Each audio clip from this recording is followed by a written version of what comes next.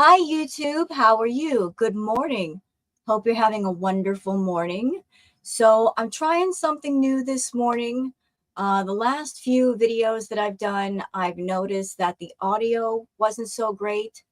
I would do the video as normal, record as normal, and then afterwards, I would notice there'll be like a crackling in the audio, and I was trying to fix it, just trying to pinpoint the source of the problem. So I plugged my Blue Yeti into the back of my computer versus a side port. I hope that does fix it. The unfortunate thing is I only become aware of the problem after the recording, and then if it's bad, then all that time doing the react is lost. So I'm keeping my fingers crossed. I know that the weather here in Medford has not been the best, and I'm strictly on Wi-Fi. So maybe that's part of the issue because the issue wasn't happening before. But I'm hoping that for this react, it does fix it. So praying. So what are we here for? We are here for Shantal because Shantal did a live yesterday as well as a video. She did a video where she was doing a mukbang and confessing that her plans for going to Canada, she has changed her mind yet again. And in the live, she goes further into that.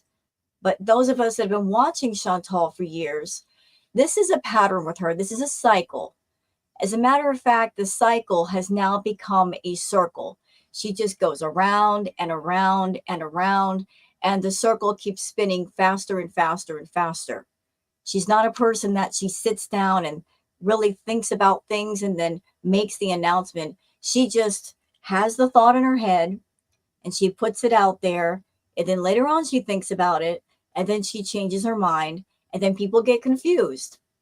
But anyone who watches Chantal, we know this particular pattern of hers. The feeling is that her and Salah had a fight about something. And Chantal's very manipulative.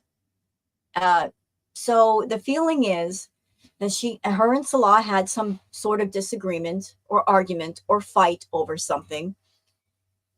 And she decided to get online and basically do like a silent, veiled threat that she was going to go back to Canada and take all of her money with her. And whatever was going on in that way, she was going to get her way. Like, you better be nice to me and you better give me love and you better give me attention. You better give me what I want, or I'm going back to Canada and taking my money with me. Lovely marriage they got there. When the wife is trying to manipulate attention out of her husband, really sounds like a happy marriage, doesn't it? So I want to go over the live that she did and give my thoughts. And I hope you guys are going to enjoy it. So before we get started, though, let's check out Twitter. There's some interesting stuff on Twitter that I'd love to show you.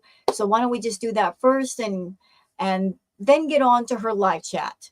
And if she gets too boring in the live chat, we'll just skip ahead. All right. So I've got Twitter pulled up. And let's see.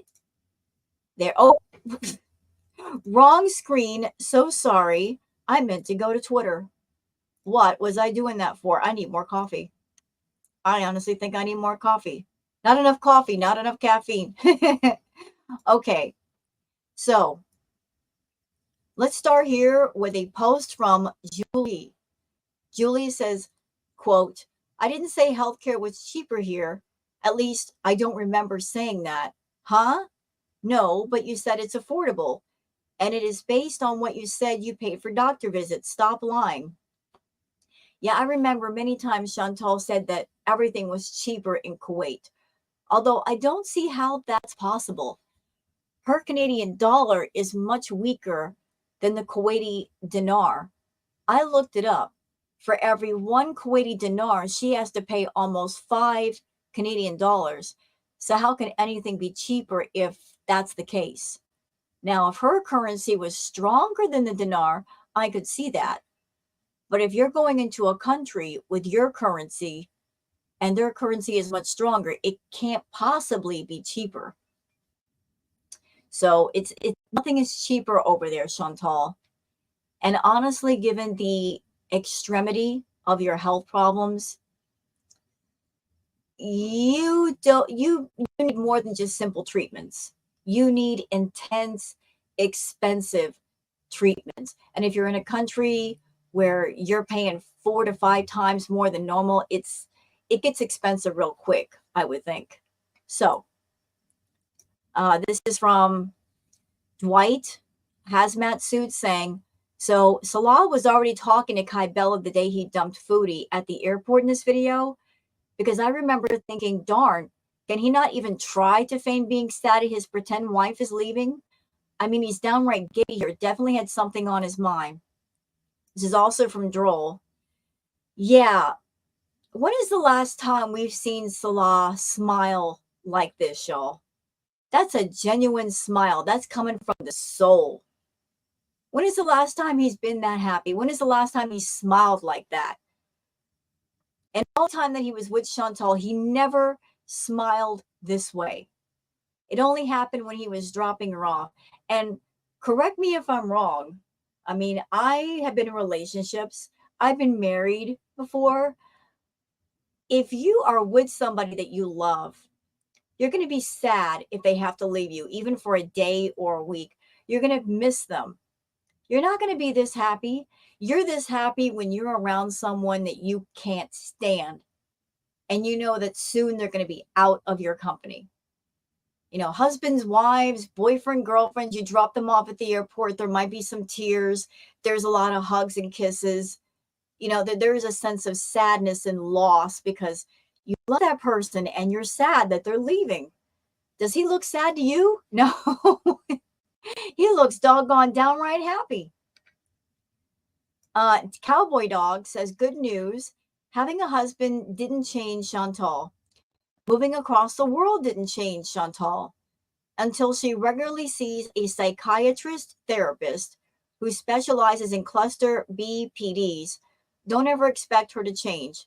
And even then she wouldn't. She's too non-compliant. Well, I don't know what issues Shantal may or may not have. I suspect there might be some undiagnosed, untreated, perhaps mental issues, emotional issues, things from her past. Like all of that is just balled together like a messy ball of yarn, and it needs to be pulled apart and examined and worked on. But she's not going to do it. But you're absolutely right, Cowboy Dog. She's got a lot of issues. But the problem is, you could put a team of the best, most informed, knowledgeable people in front of Shantal until she's ready to get help and accept help, until she reaches that moment where she has hit the wall and she's like, I'm sick and tired of being sick and tired. I'm sick and tired of being a mess. No one can help her. So even if you have the world's best doctors, psychiatrists, psychotherapists, people who specialize in food issues, until you're really ready on the inside to accept the help, there's nothing they can do. So as long as she continues to be defiant and resist the idea of help, she's going to forever be stuck mentally, emotionally, where she's at. This is from DX, and DX was giving recaps of the video that she did. DX says, Shantal says she is afraid to be alone because if Salah is not there to tell her no, she's straight up gonna freaking, well, unalive. Deep sighs, she said she would slip away from her faith in Islam and would go back to Beeson. Come all this way, you know. Couple things about that recap. So let's address the first part. She said she's afraid to be alone because if Salah is not there to tell her no, she's gonna blank. Shantal, it doesn't matter if Salah is there or not. You have an issue with food. What can he do? How can he stop you? He's there. And the problem is, you're the one that makes the money. So in a moment of defiance, when you want what you want, how can he stop you? He can't put you in a room all by yourself so you can't eat. If he tries to tell you no, I know exactly what you say to him.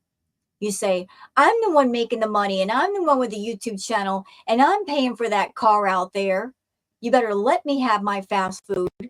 You will pull rank on him. You don't listen to Salah.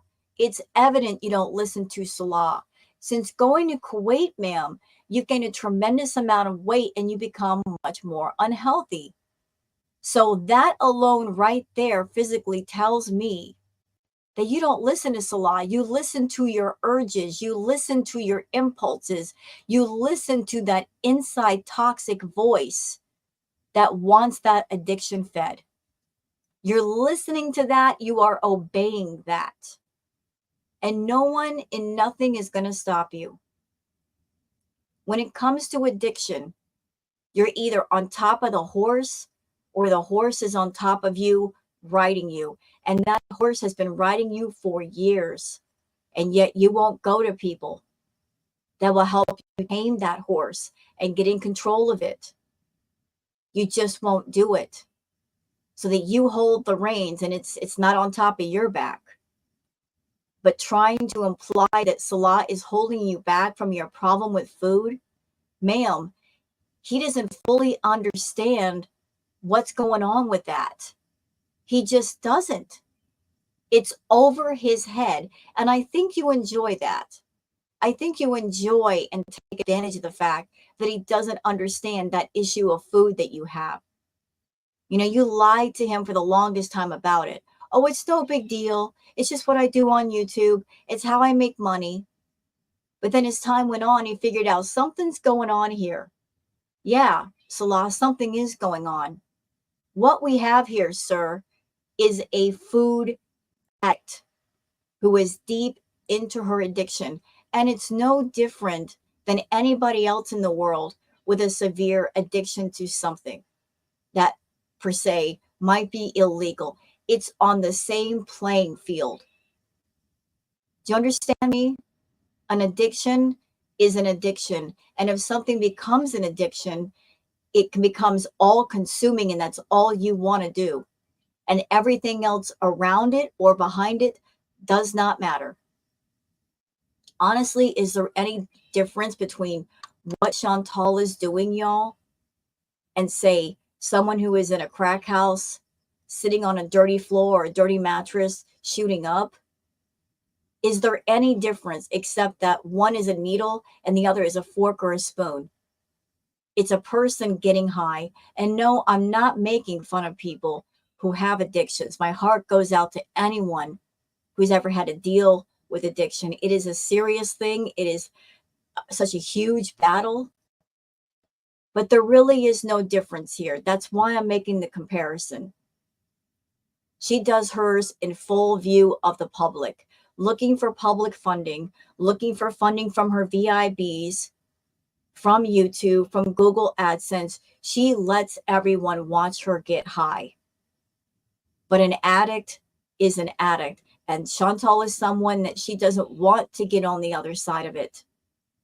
She wants to continue to make money off of it and have everybody watch her. And it really shouldn't be something that should be made into content. As far as the part of she would slip away from her faith in Islam and would go back to Beeson. Well, when she was in Canada, when she was mad at Salah, she did talk about taking off her hijab, didn't she? Boy, that didn't take any time. So how deep is your faith, Shantal? How deep is it? How much does it really mean to you? If it means something to you and it's deep enough with you, no matter who's around, you'll hold on to it, right? Okay, DX also says, and now she's mad at people who follow people who come up with weird conspiracies and obsess about her life. Confirms she was staying with her mom and looking for one-bedroom apartments at one point. Well, we all had the feeling that her staying with the mom was a thing. It became pretty apparent when she would always be out in her car late at night and she wasn't streaming from a room or a hotel room or a room of any kind, like something was up with that. But as far as being mad at people who subscribe to reactors or anybody who's coming up with theories or thoughts, Shantal, this is the internet. You can't tell people where to go. You can't tell them who to follow. You can't tell them who to watch. Stop being such a control freak. Let people go where they want to go. If they like you, they'll watch you. If they don't, they'll go somewhere else. The obsession this woman has over trying to control everybody on the internet at the same time she's so out of control with herself.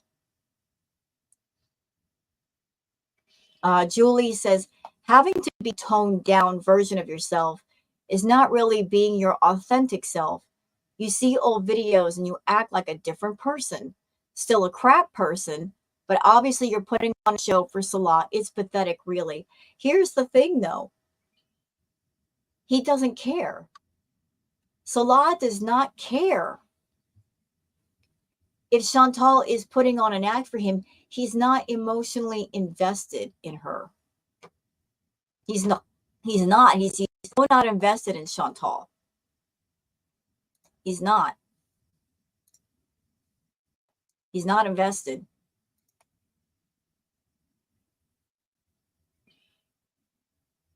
Not at all. So it doesn't matter. He doesn't care about her. Not at all.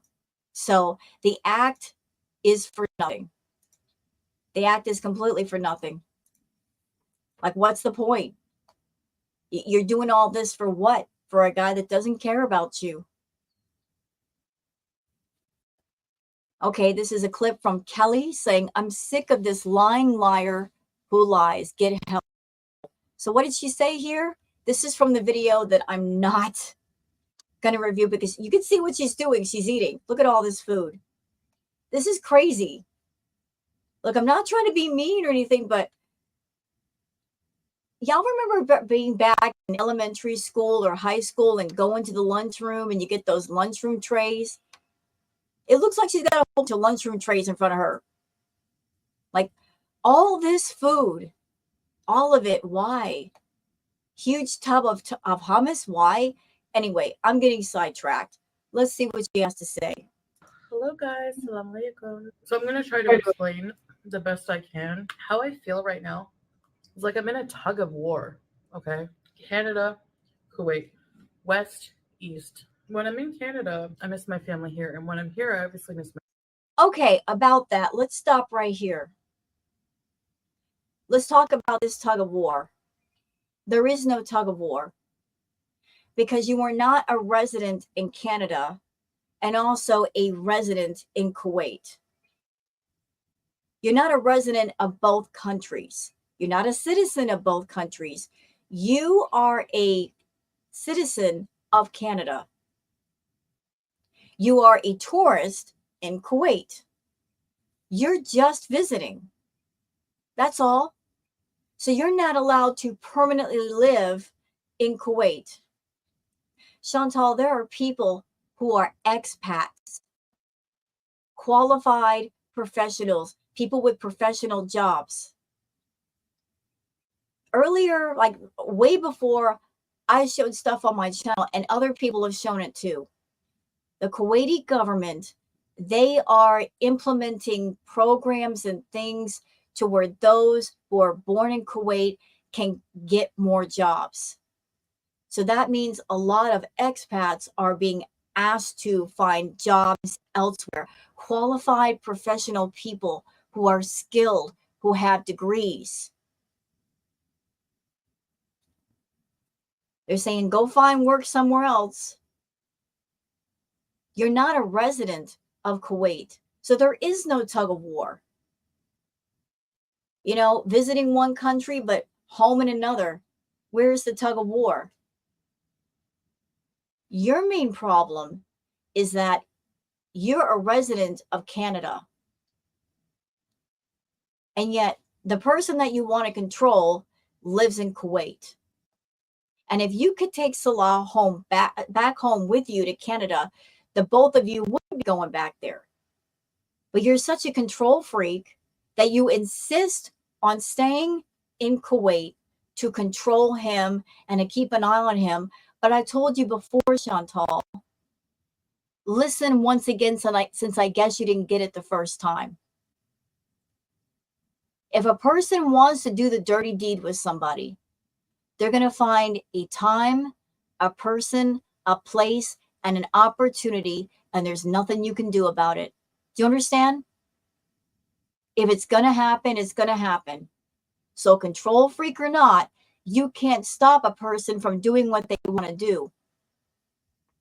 You can't stay awake 24/7 and keep your eyes open to make sure he's not going off to see somebody. You can't track his whereabouts. He could go out for a food run for you and then within 5 or 10 minutes get the deed done while he's out. You can't track every single step that he makes. The point of it is he doesn't want you. He doesn't want you physically. He's a younger guy. Maybe he wants to be physical with women. You are obviously not his type. He's not interested in you or becoming to you. So, hey, needs got to get met, and he's not coming to you with them. But you decided the most important thing to you was to stay in Kuwait and control him because you look at him as a possession. You look at it as he belongs to you. People don't belong to you. You don't own them. No matter how much money you pay for them, doesn't matter if you buy them a mansion and a Lamborghini and real estate, doesn't matter. Money spent does not matter. People still don't belong to you. So stop trying. You want to have your cake and eat it too. You want to go home to Canada and bees and have Salah at the same time. So maybe that's the tug of war. I want to do what I want to do in my country and then come back and own this guy. But there's stress either way. You know, there's stress either way you go. If you leave Salah behind, you know what's going to happen. It's happened twice before. And yet you can't stay away from Canada because you get bored and you want to go back there and have a good time. So you got to make up your mind, Shantal. My family there. I get moments where I just want to go back. And another thing while we're here. Yeah, let's talk about that. I need my family thing. Can we talk about that for a second, y'all? She's a narcissist. It's not that she misses her family. It's that she needs her family. Did y'all catch that? Did you catch that word she used? She needs her family. Narcissists do not truly love or value anyone other than themselves. And they are that type that when they need you, oh, they will love bomb you because they need you. If you've got something they want, or if you can offer them some kind of help, suddenly you're the most important person in the world. They're calling you, they're coming to see you. But the moment they don't need you anymore, they're not making those phone calls. They're not coming by for visits. They're only around when they need something and you can provide. Without that need, you have no importance. You have no value. So she needs her family. So suddenly the family becomes important again. This is her selfish way of thinking. That's how she's always thought. She doesn't attach herself or latch on to anybody unless they have something she wants or something she needs. It's not about her being around people and saying, what do you want? What do you need? How can I help you? She's not truly generous. It's about fulfilling her own desires. To being a mess, because changing is a lot harder. I want to go back to just sitting on a reclining couch and being buzzed out of my mind. But then I really think about it, because you know I'm impulsive. Thinking of setting up a whole new life alone. And how can I leave my family here? I mean, my husband and my pets. I never said the healthcare was cheaper here. I obviously don't remember saying that, which doesn't make sense because the healthcare in Canada is covered, completely. It's almost impossible to get a family physician. Anytime I would. And I don't know if the last time she was in Canada, if her and mom went out to find apartments. I would imagine it would be very difficult for Shantal to find a place especially in a really short time frame that she was there because of her bankruptcies. I mean, landlords, property managers, they look at that stuff. They look at your credit score. They look at bankruptcies. They're looking to see if you're going to be a good tenant and if you're going to pay your rent. So it makes the task of finding a place that much harder. Plus, Chantal, she's very grandiose. Like, I remember all the way back when BB said, "Hit the road, Jack," with Chantal. And she wanted to latch herself on to Pete's because Pete's was the one with the good job and the good money and the good credit. And that's why she gravitated to him. Notice that? He had something she needed. So she latched on to him to give her help because she could not accomplish the task on her own. But Pete's looking around for places. He wanted to stay within his working budget to pay the rent. Chantal, every place they looked at, she considered it a dump. So she made a deal with Pete's. If you put your name on the lease for the villa, I'll pay the bills and I'll pay the rent. And that's how things were. So considering that history, if her and her mom went out for places to live, I can easily see Chantal turning up her nose at much more simple places just because it would be a dump. You know, like everything has to be grandiose with her, larger than life. She's not a simple person. Simple is not good enough. She wants to make it to where she's doing better than the rest of us, living better than the rest of us. Where's your husband? Where's your villa? She wants to be kind of an elitist, if you will. You know, if we're living in simple places, she has to have something better just to look down her nose at us. So I'm wondering if that was a problem also. Like she was trying to live beyond her means. Go to the clinic. If you don't go line up at 8 a.m., the clinic fills up very quickly. It's universal, right? So no matter where I am, I have to get a grip on a lot of things that have nothing to do with anyone else but me. I'm sorry that I changed my mind so many times and just confuse people. I get my family's hopes up because, of course, they would prefer to have me close. They also just want me to make my own decisions to be happy. That is such a lie. Her and her family, they know how problematic she is. They don't want her close. I'm sure this entire time that she's been in Kuwait, they have been enjoying the peace and quiet of her not being around. To the point where when she comes back with all of her issues and all of her problems and mom and dad, I need your help. You know, they have a certain kind of feeling inside like, oh God, here we go again. Here's this 40-year-old woman who can't get herself together. And every time she comes home, it's problems that we have to solve for her. How sad is this? You know, they're having those thoughts. It's never an easy time when she comes home. She always needs their help. I need a place to stay. Let me stay on your couch. Always bringing the problems, not solving the problems. Ugh. Actually, why I seem down is because of my indecisiveness. It affects other people around me. So I'm going to stick it out here. And Salah assured me, like, don't worry about money for healthcare. Don't worry about that. If you need tests, we'll get them. Like, I know a lot of you are not going to understand my love for the Middle East. I feel like if I went back to Canada, I'd have to be burdened with, like, a legal battle against someone who literally stalks me. Beyond that, Shantal, what legal battle? What legal battle? FFG doesn't want to take you to court. You're the one that keeps talking about it. But let's be real. Let's be really real. What would you take her to court for? How could that possibly be successful? Not that you would ever go because you're lazy. You've talked about suing everybody. You talked about suing Didi and Natter. You talked about suing FFG. According to you, you're going to sue everybody. We're all going to get it. And yet we know you're lazy. You're not going to follow through with things like that because it's too much work, too much money. You don't have that kind of money anymore. You don't have big money anymore. You got Nashi money. That's it.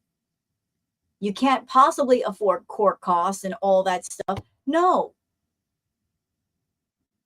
FFG does not want to sue you. You're talking about suing everybody else. trying to act like you have some kind of power over people, like trying to put out a veiled threat. Nobody's threatened. So you might as well just stop.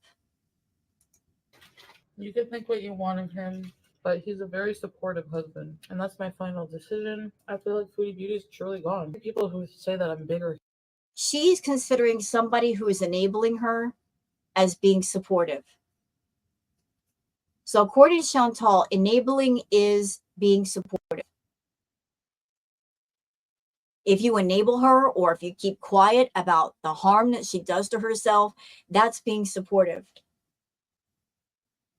A real husband does not enable the bad habits, Shantal, of their spouse.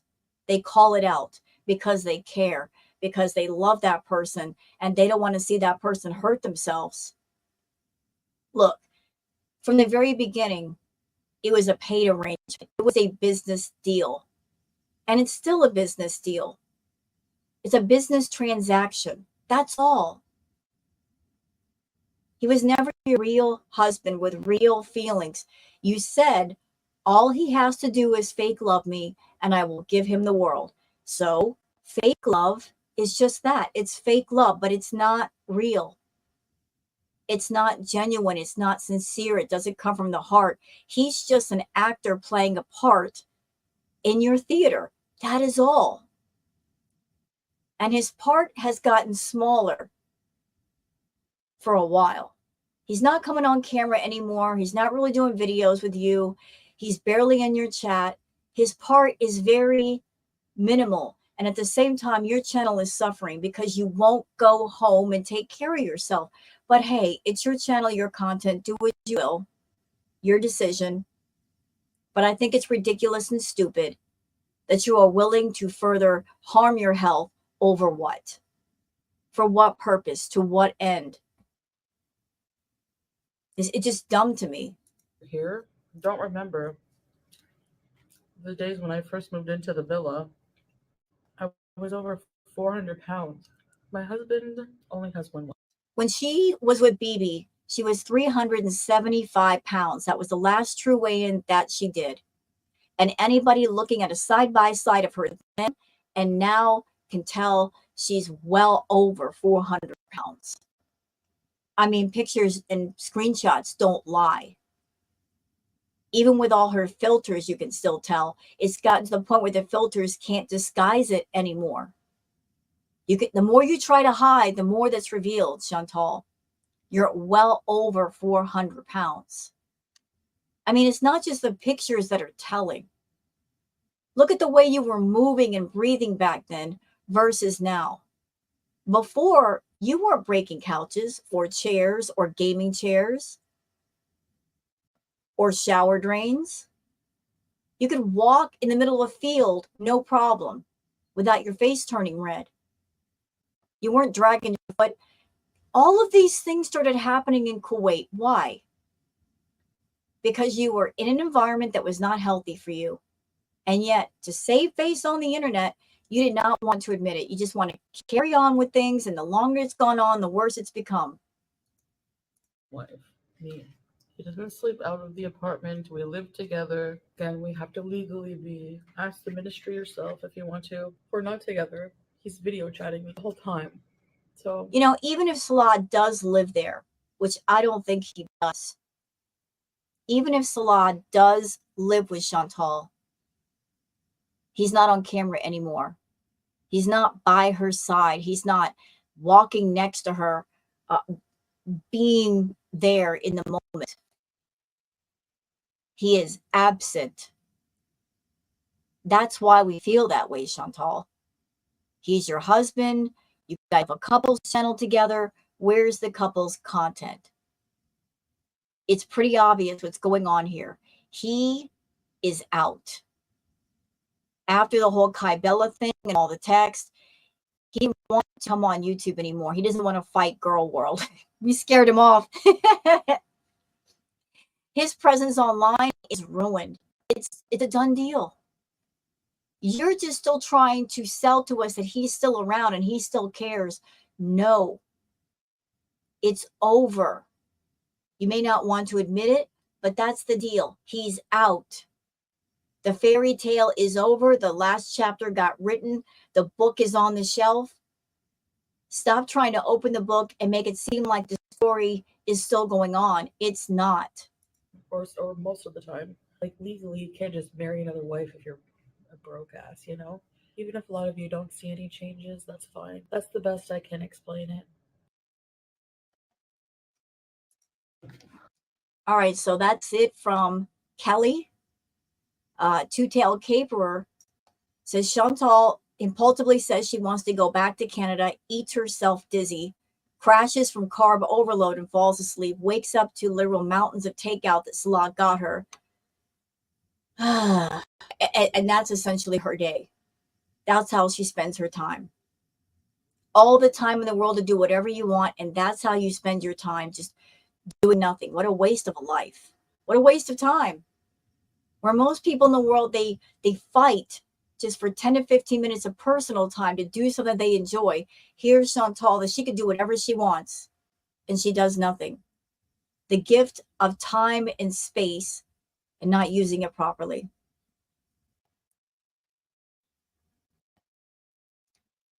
D. Angry Scott says, my thoughts watching this monologue. I don't know why she thinks she would be anywhere anymore alone with her addictions by living alone. I mean, when did Pete's baby Salah ever say no to her, especially Pete's? That was the same as living alone. Well, I'm going to take up for BB a little bit. From what I know, BB was a hardworking man. So he worked all day. He wasn't there all day to see what was going on with Shantal. He only knew what he knew, and he found out later that she was hiding pizza boxes in the closet, and that led to a cockroach infestation to where they had to leave the house for 2 days because the house got fumigated. So he had limited information. Pete's, he pretty much got beaten down emotionally by Shantal to where he would just go along with whatever she said. And because she was paying the rent and the bills, he was not going to protest what she did ever. He had no dominion over Shantal, and she just ran amok. And Salah, again, same situation. She's paying the bills, she's paying the rent.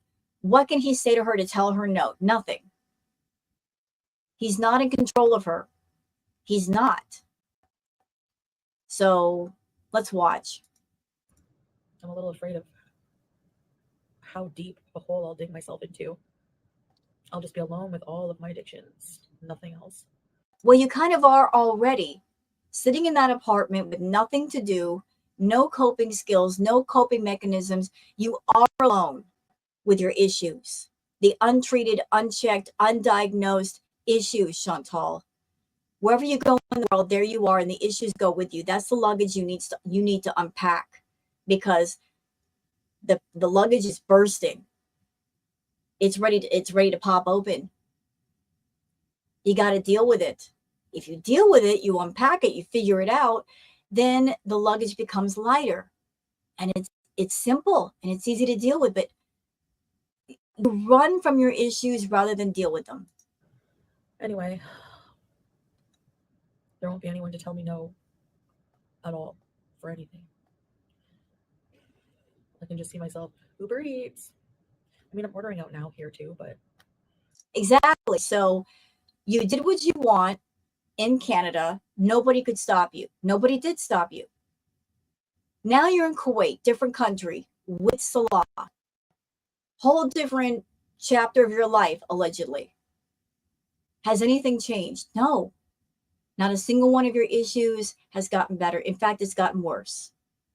So maybe it's not Canada that's the problem.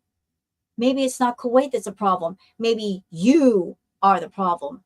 Maybe the problems are inside you and they need to be worked on. How about that? I don't know. It's like way more affordable. And I usually just do it like, I could see myself ordering like a whole bunch of junk food all the time, you know, instead of just for dinner. I don't know. I feel like I would slip further and further away from my faith in Islam because, Please, if only you had it. If only you had something spiritual to fall back on. Mo Translate says Shantal on her fake marriage to Salah. Quote, I'm just going to stick it out. So 2 people that have allegedly been married for a year, and that's the feeling, I'm just going to stick it out. You know, whenever I've heard that saying, I'm just going to stick it out, it implies that you are involved in something you don't like, and it's not making you happy. So you're barely out of your honeymoon phase, and you're already feeling like that. You're already saying that. That means you're not happy with it. So why continue? I'm just saying. I'm just saying. If you're in a marriage or relationship and you feel like you got to stick it out, that's not a good look. It's not a good feeling. Julie says, also, you say Salah is with you all the time, and we know he doesn't work. So why isn't he your number one supporter? Why couldn't he take you to appointments? You hardly saw your family when you were in Canada, but now all of a sudden you miss them. Nah, she doesn't miss them. She needs them. Big difference. Chantal's a person, she doesn't love people. She needs them. Love is healthy. Love is balanced. Love is not toxic. Love is understanding. When you need someone, that's very clingy, very selfish. I want what I want. I need something, give it to me. So she needs people. She doesn't love them. Okay, here's a great picture from Flashing Pondu saying, don't pee on me and tell me it's raining. I believe the 2018 weigh-in because back then she had no reason to lie. But she is clearly much larger but keeps insisting that she's losing weight. So, top pictures, 2018, 375 pounds. Here we are, January 2024. Y'all can look at her body and tell that's a big difference there. And remember, she was not really using filters here on the top part, but using filters here on the bottom, which means she could actually be bigger in size. It's just that maybe the filters take a little bit off her size, but even with the filters, you can tell there is a difference between person up top and person up bottom. Big difference there. Big difference. I would say that's at least a 75 to 100-pound difference. At least. Failure to lunch says people are getting bored of her. Now, these are some of the comments from her video. This person says, I think I've seen this film before, regarding her changing her mind and going back and forth. This person says, crap, that's a lot of food. Slow down. You're going to lose a leg or two. Go walk more. Yeah. Half flight says blood sugar in Canada down to 6, no medication. Blood sugar in Kuwait always in double digits, even with medication. That's the most objective comparison of the two lifestyles. Yeah, it doesn't look good, does it? Being in Kuwait is not good for her. All right. So that's it for all of this stuff on Twitter. Sorry it took a while, but we're going to get into her live. And if she gets too boring, we will just scoot forward a little bit. I just want to capture some of this. So I hope you guys enjoy, and let's get going. I will be going out more. I really want to. Strive for change. Yeah. Hello, Melissa. Mistress, hi. Hello, Victoria. LMNK. I'm doing all right. I'm feeling a bit better. Lisa P. I saw your new video. Yes, I'm doing okay. I go through phases, Terrific J, Pixie. Diamond Form. I watched my new video. Missed the couples channel. Hi, Katrina. Thank you, Lois. Marbles. Bahar, hello. Yeah, too cool. It's pronounced Isla. I was right. A nice name, unique. Hi, Ellie. I'm okay. We worry about you. I know. Thanks, guys. And, I don't mean to, play with your feelings or anything. I'm just a very conflicted person. So I just come on here and I'm just, honest about how I'm feeling and, yeah. The thing is, Chantal, instead of using your audience and your channel to process your confused, conflicted, complex feelings, you should stay offline and self-reflect and really just think about what you want to do. Take all the time you need. Just think about what you want to do before you put it out in front of the public. Stop using YouTube and the YouTube audience as your processing ground. Because honestly, at this point, I think you should buy a huge supply of neck braces because you're giving everybody whiplash. Just toss them out to your audience members. You know, like you're hurting everybody's necks doing that. Yada, yada, yada. So it's not easy, like living in two different countries, like being from one country, moving to another. Of course, you're going to like miss your home sometimes, but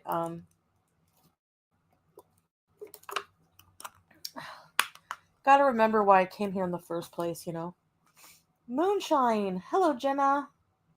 You know, Chantal, with your situation being what it is, you put yourself in quite the quandary, haven't you?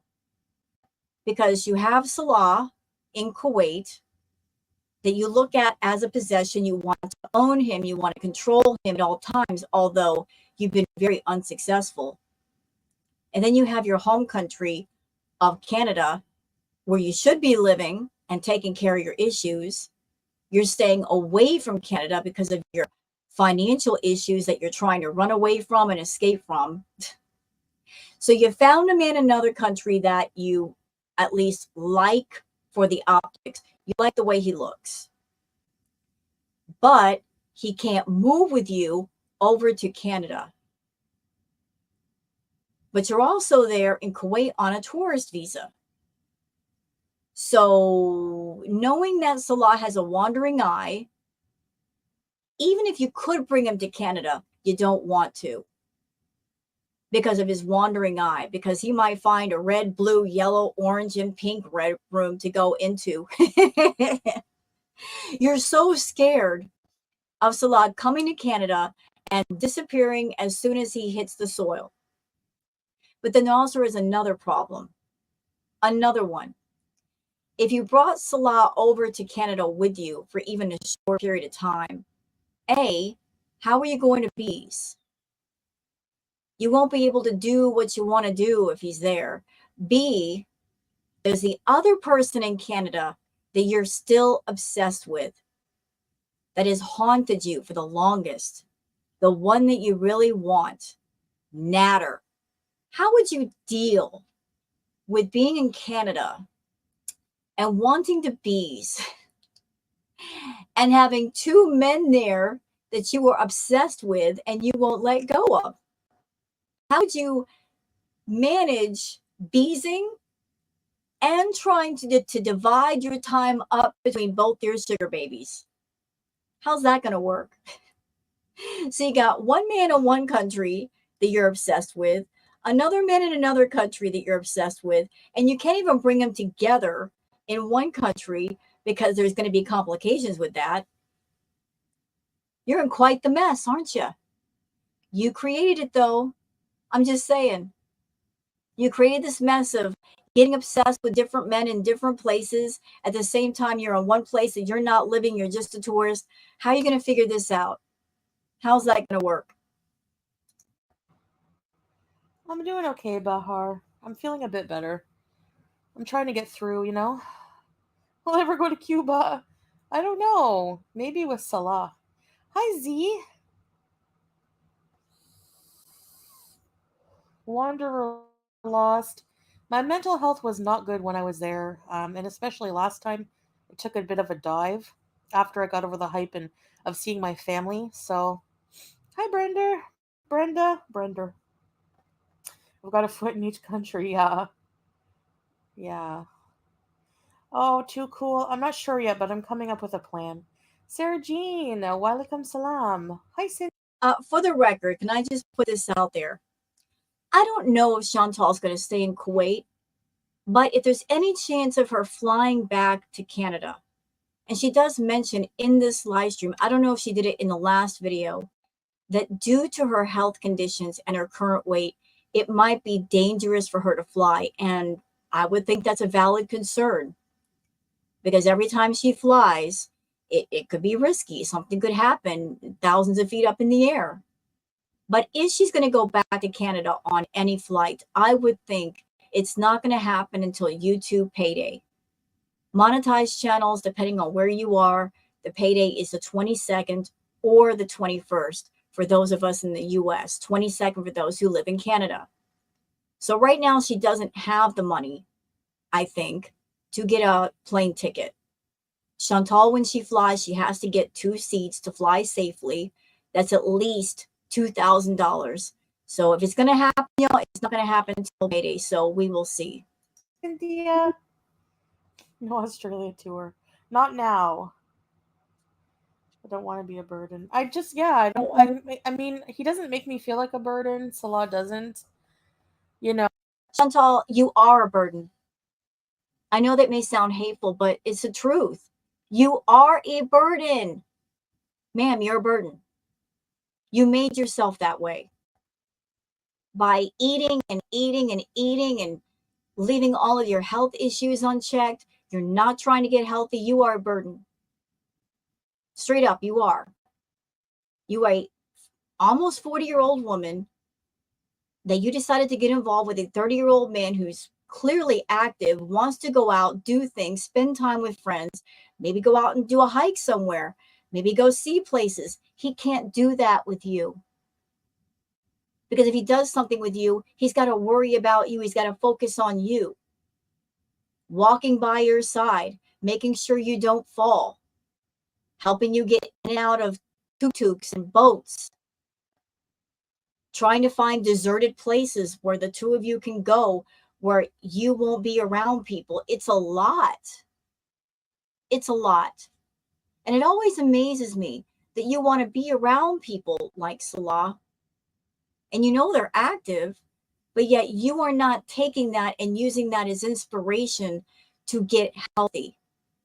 You're not looking at that and saying, I want to be more active with this person, so I'm going to get myself healthy so we can do more together safely and have more fun. No, you want to make yourself more burden by being clingy, by being needy, by not taking care of your health. Like wherever you guys go, you find a room, you basically hole yourself up there. And if he wants to have fun, he's got to do it without you. It doesn't sound like a fun partnership. You wanted Salah, you got Salah, and yet you're not using that in the right way to be someone that he can at least hang around and do stuff with. No, it's just that I myself have that insecurity where that's like one of the worst things I don't want to be, New York, Katrina, thanks for the invite. I'm 50 years old tomorrow. Well, happy birthday, Simply Ravishing. If you choose a person in this life to hang out with, to be in a relationship with, there's got to be stuff in common. There's got to be some common ground there. Salah and Shantal are polar opposites. And they don't even have a spiritual or emotional connection with each other. She chose him strictly on the way he looked, did not take into consideration his lifestyle and his wants and needs versus hers. She just said, I want it. It's mine now. I paid for it. You just go with the looks thing, Shantal.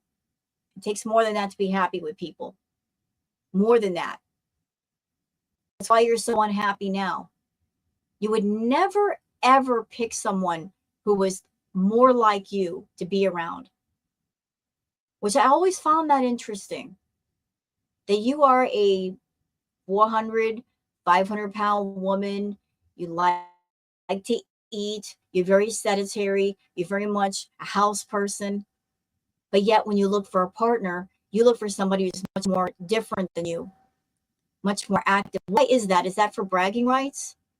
You as a super morbidly obese woman, you would never and you have never picked a partner who was, say, obese or super morbidly obese to be with that was also into food.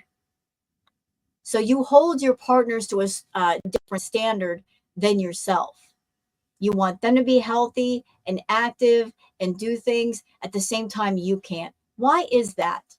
Why is it that you would never accept what you expect other people to accept and love? How does that work? Maybe you should hold yourself to the same standards that you expect from your partners. Then you might find a molecule of happiness there. You should get a birthday cameo. You need to get Salah to go home with you. Well, it's more complicated than that, Heather, but hopefully he can visit with me. Is your family going to ever meet Salah? Yes, inshallah.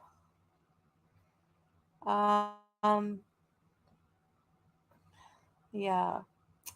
So no, why would I lie about that? You know, you guys know Because you lie about how I am. everything. I've changed my mind many times about it. You know, this time it was within not even 24 hours, but because I make that decision and then I think about like the logic. I don't think there was ever a true moment where she was trying to make a decision here, y'all. I honestly feel it was silent manipulation. Her and Salah had a fight, had an argument. They were having a moment together. And Shantal is that kind of woman that when she gets mad at you, she becomes vengeful and wrathful, and she'll throw out a veiled threat. Example, when she and Nader were together, when they were good, they were good. But if he made her mad, she would come online and outright say, oh, he made me mad. So that gives me the right to talk about him on YouTube. So in the past, when her and Salah were clearly having fights or arguments or disagreements, she'd come online and throw out that silent veiled threat. Hey, you made me mad. You better cater to me. Better make me happy. Because if you don't, there's going to be consequences. I'm going to go home to Canada. I'm taking my money with me, and you won't see me again. Either you're on the Shantal train or you're not. But if you're not getting financial benefit. Plus, if you really make me mad, when I get back home, I'm going to talk about you. I am going to talk about you. So I think that whole thing with her saying, I'm going to go home to Canada, that was her kind of getting back at him and just trying to reel him back in from whatever he was doing. Saying, hey, I'm the sugar mama. I got the money. You want the sugar? You better come to heel or else. So that's how she plays the game. If you don't give her what she wants, she will manipulate the F out of you. She will threaten you to get her way. And that's why I find it weird that she says if Salah is there, he helps her to control her urges and her addictions. He can't control anything. He can't control her. She can't even control herself. The only thing that would work for Shantal as far as her issues is going into strict lockdown, restricted inpatient that she can't get out. She can't sneak eat. She can't manipulate her way around people. None of the people in there are beezers. Somebody else has to take the wheel and drive the car because she can't anymore. She's driving it into a wall. Logistics of it. It's overwhelming to me to go back there and set up a life there. I almost feel like I would be going backwards there and forwards if I'm here. I don't know why. That's just my mentality. And I just always I don't remember that when I make that decision, you know? What? I feel like I would be going backwards. So hold on a minute. Let's think about that. When you were in Canada, you lived exactly the way you wanted to, right? But you also had a car. You could get in your car and go anywhere you wanted. Anywhere. You had a bit more freedom to travel, do things, get yourself together. So moving to Kuwait, you don't have your car, you can't drive, you just sit in a room all day. I would think of that as going backwards. You know, having freedoms in one place and giving them up to be in another place for absolutely no reason other than you can. You gave up things that you enjoyed, freedoms that you had, for a lot more unhappiness. That's going backwards to me. It's not moving forward. You haven't moved forward in Kuwait. You've gone backwards in a lot of ways, Shantal. I think my mental health is all internal. Like, no matter where I am, I always bring my depression and my eating disorder and all of my problems with me. So, wherever you go, there you are. you know, that's why it makes no sense to run from your inner issues. Wherever you go, they're going to follow you. They're going with you. It's just going to happen. Running and escaping doesn't work. That's like, let me give you guys an analogy. That's like a pothole in the road. There's a pothole, big old hole, just sitting in the road. You can walk around it. You can jump over it. You can walk up to it and shout at it. You can talk about it. But the pothole's still going to be there until somebody fills up the hole. And then it's not a hole anymore. And then the problem is solved, right? She's been doing everything but filling up the hole. Everything. Walking up to it saying, why are you still here? Because you haven't fixed me. That's why. Fix me and I won't be a hole anymore. Issue done. Hi, Hot Tea. Oh, Life with Ron. Gifted 1 membership. Heather, you got a membership from Ron. Thank you, Ron. That is so sweet of you. Yes. Red. Not going to Canada, no. I think I made that decision in haste. Before I make announcements. I never learned this. So, but I also want to just remind everybody of, like, during her time with Natter, if she wasn't on the phone with Natter, if he blocked her number, she would deliberately get on her channel and do live streams with titles to get his attention. And she would actually say in her live stream, you better watch this or else. Again, using the internet and her channel as a tool to communicate with him, to threaten him, to try to do what she wanted, to bring him to heel. And she's doing the same thing with Salah. We're looking at the same person in a different country. Same manipulative, lying, dishonest person. That's it.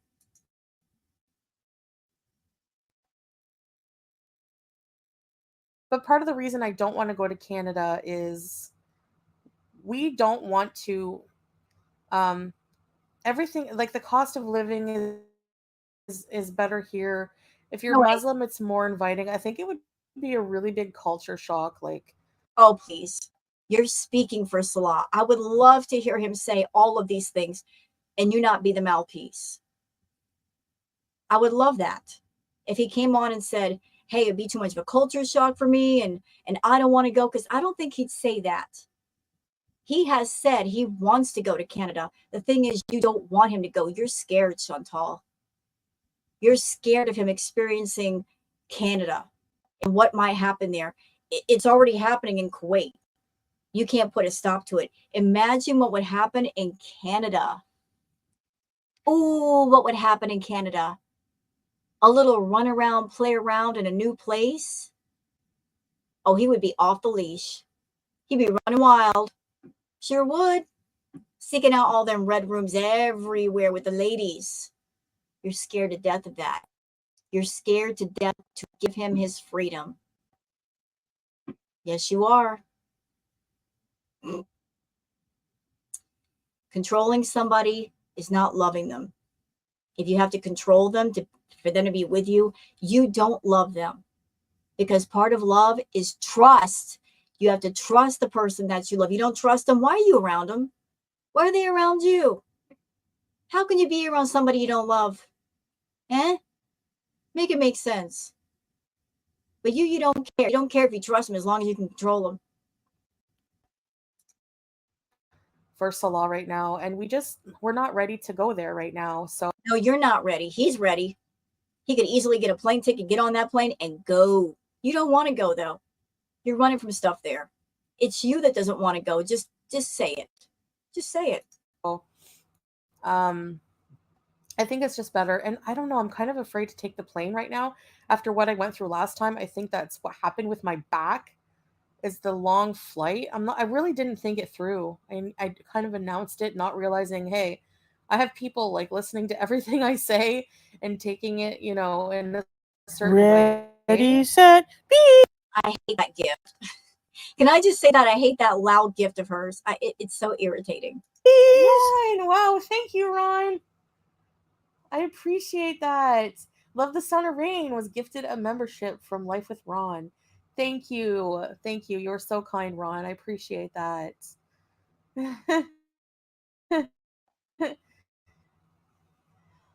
Thanks, Mary. Yeah. Maybe friend some community outside the on a dance team. Yeah, I might look into it, I think I will. I think that's a good way to meet people. I don't know if I need imaging. Like, if I do, I think well, like I said in my video, Salah is gonna just figure out a way to get it for me. So, hi, Sue. I'm not showing myself because I got on. Shantal, are you aware of the stress you're putting on Salah? Are you so lacking in self-awareness you can't see or think about the stress you're putting on him? I'm not taking up for Salah. I don't like him. He's a scumbag. He's a player. And as far as I'm concerned about him being greedy and looking for a woman to pay his way, he kind of got what he deserved with Shantal. He was a scammer who met another scammer who was better at the game than him. The player got played. So karma, but regarding Salah, Shantal, do you understand the burden, the stress you put on people by continuing to make yourself more unhealthy, not seeking out the medical treatments, not doing what you need to do to get yourself together? You're saying to this other person, I've got all these health issues and I'm making them worse. I'm not even trying to make them better. So you have to devote all of your time to not only going to get my food because I can't, but you got to take me to all the doctor's appointments and make sure I get all the treatments and take me for imaging. This is how you have to spend your time, doing things you don't like or not fun for me, because I don't care about myself. So therefore, I'm going to force you to care for me. You're not looking for a husband or a boyfriend, Shantal. You're looking for a cheap caretaker, because a professional caretaker, an RN, a nurse, would be much more expensive. You and Amberlyn Reed have that in common. That instead of having professional caretakers and nurses to care for you, you decide, I'm going to make somebody into a partner. And then I'm going to turn them into my caretaker, even though they have no medical training to deal with somebody like me or deal with issues that might come up or recognize issues that might come up. I don't know what the plan is. If the plan is one day you might be bedbound and you're under the impression that Salah will be there to care for you in every way, but he doesn't have the training. He doesn't have the medical training to recognize certain issues getting bad. He's not going to be there to bathe you in bed or change your bedpan or watch for infections, to make sure that there's no nerve damage in your feet or your legs and that the skin doesn't start to rot. He doesn't have any of that. So trying to turn him into a sort of nurse for you, a caretaker, bad idea. Being a professional caretaker is a serious job. It's a lot of work. It's a lot of labor.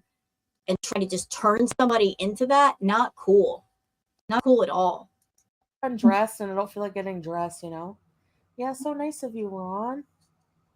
Thank you, Crooms.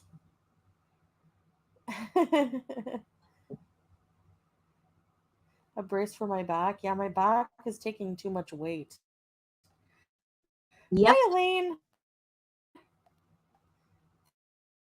Thank you so much. Yeah. Most of the time. A singing group? Oh, Life with Ron again. Thank you. Little Nitty. Yay. Welcome Ready, to the set, Club. bees.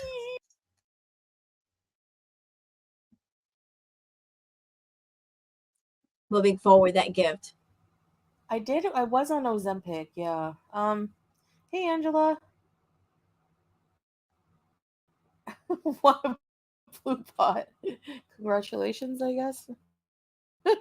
You know, I understand where some of the people all kinds of things to Shantal, like the Ozempic. Y'all in the chat just don't get it. Let me just spell it out for you in plain language. Shantal has a severe, extreme hyperfixation issue addiction to food. Do you understand that? Are we clear on that? She has severe BED. She's got a hyperfixation on food like I have never seen. And she has a YouTube channel where she hyperfixates on food and she overconsumes the food. What can the Ozempic do for that issue? All the Ozempic can do is help her with her diabetes. That's it. But that does not affect her issue with food in any way. She can take all the medication she wants. She can take the Ozempic if she wants. It's not going to work. That issue remains. It's in the mind. So I understand where you guys are coming from. You're trying to be helpful to Shantal, but understand the main issue in the mind is going unchecked. And as long as it does, it's going to run amok. It's going to run wild. It's going to be feral. And yet she won't deal with it. She will not get to the core of the problem and deal with the problem so that the rest of her has a chance to change. Ozempic is not going to do it. It's not. It's just a shot. What can it do? You know, metformin, what can it do? None of those things affect her issue with food. She's got to get on top of that. So I applaud you people that are trying to be helpful, but understand this issue is huge. It's been huge for a while and it's getting worse. And she's in Kuwait and she's in an unhappy environment. And that is going to trigger her to eat more and be more unhealthy. And those of you in her chat, you're going to watch her decline. You're watching it right now. It's just going to get worse until she's in a different environment with different people who will tell her no and not give her her way, and she doesn't have access to doing whatever she wants. That's when change can truly happen. You got to cut off the source of what she's using to hurt herself.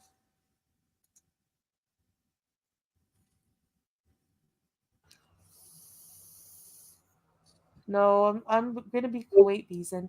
But I do need to get out more and build a life here. I think it's you know what, Shantal, when we talk about that word beezing, the word beezing means misbehaving. And at nearly 40 years old, you shouldn't be misbehaving anymore, be it with food or party favors. You really should cut that out because that misbehaving is what's making you unhealthy and making you sick. Maybe it's time to stop the beezing and do something else.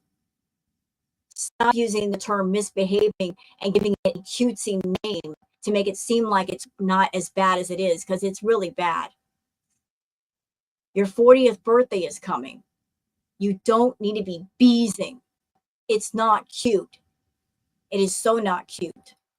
I always feel in limbo. I'm not sure what I'm gonna do, you know, from one minute to another. So if I just commit and start, you know, building a life here, getting serious about my health, and just, you know, realizing like, okay, I'm here for a few years, you know, inshallah, then, you know, Ron!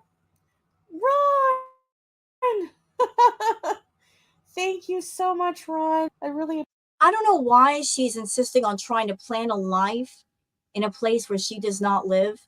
And there's always the possibility that every time she leaves and she renews her visa, there is a chance that they might deny her visa. So why plan a life in a place where everything is kind of touch and go? Like you don't know if you're going to be there or not, or for how long. Why try to put down roots in a place where you really can't? Why not go home and put roots down there because you know for sure you can live there? Why do it somewhere where everything is kind of touchy?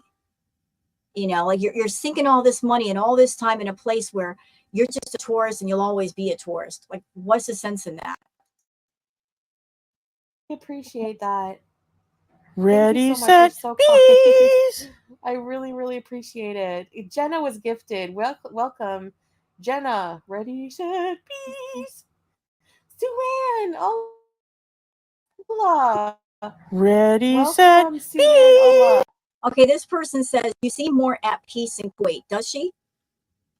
I've been watching Shantal's Kuwait arc. I haven't really seen any moments of peace.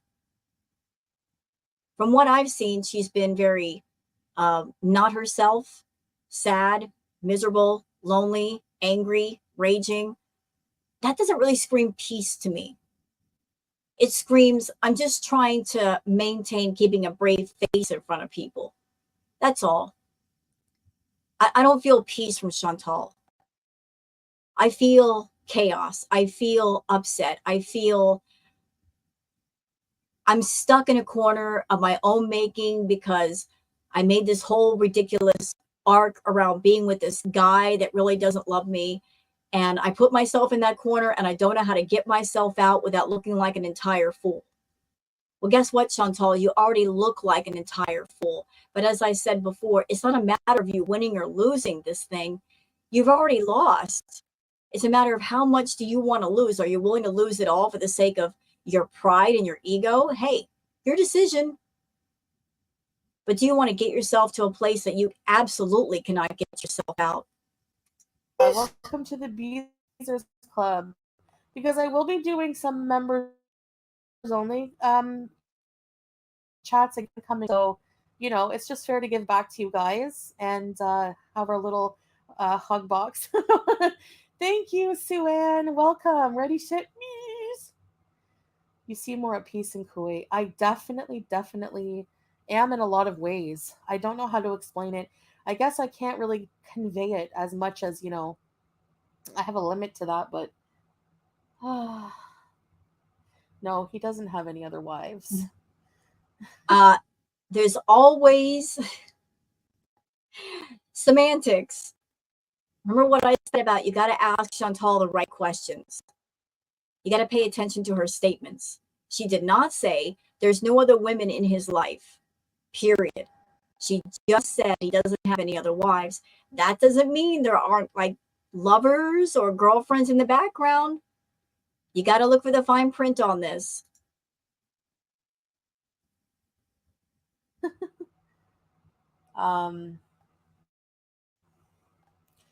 Would it be worth going back to Canada for a short time to sort out health stuff?